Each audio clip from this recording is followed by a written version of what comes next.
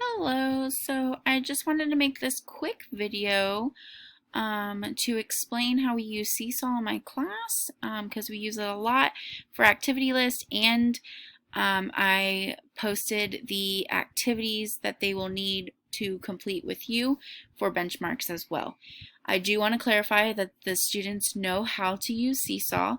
We've been using it for the past 6 weeks now, and they used it all in second grade and first grade and kindergarten. So if they say they don't know how to use it, just remind them that they have been using it, and you can help them as much as you can, but they definitely know how to do this by themselves. As you can tell, that we have submitted 406 items, so they've been doing really well. So I gave you my login information, so when you log in, it's going to come to a page that looks like this. This is the home page. This is all the activities that I've approved and graded. So throughout the day when you're working with the students, if you just want to keep an eye on who's submitting assignments and who's not, you would just hit this review button down here, and once you hit it, it's going to bring you up to a page that looks like this. And you know you're on the correct page when that red bar comes a green bar, and now you will see the approve, send back, or delete. So you can just scroll through to make sure if students are completing work. It will tell you the date that they completed the work right here, and it will also tell you who the student was right there as well. Okay, so that's how you can tell who's working throughout the day. So during activity list time, you can keep an eye on that. Now for the activities, they would just click on the activities here. So all of their activities from their activity list will be on here, and the activities for their whole group, like benchmarks, will be on here as well. So really, all you have to do is tell them to go find the activity, and I name it exactly the way that it's either on the activity list or if I left it in the subplans for you.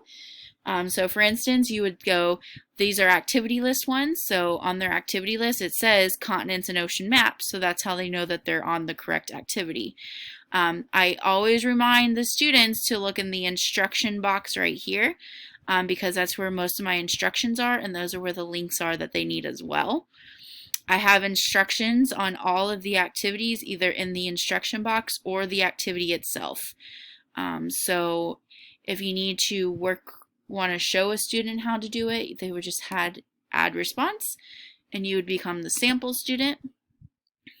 And then right here as well, this button right here tells them that there's instructions for them to listen to.